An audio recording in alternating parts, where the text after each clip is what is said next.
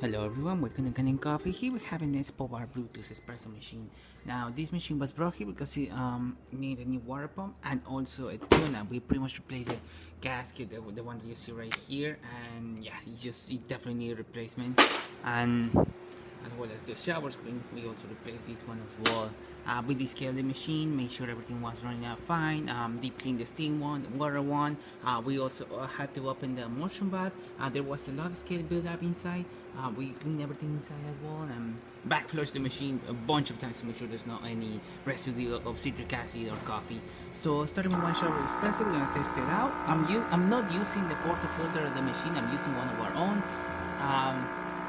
I replaced the gasket with the exact same length of the gasket that it was before over here. So hopefully, with your portafilter, you'll be able to have a good seal. As you can see, we're having good water flow.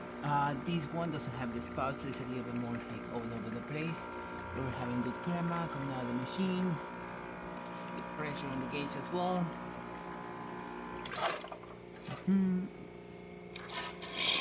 Steamer working perfectly fine, having excellent pressure as well, and hot water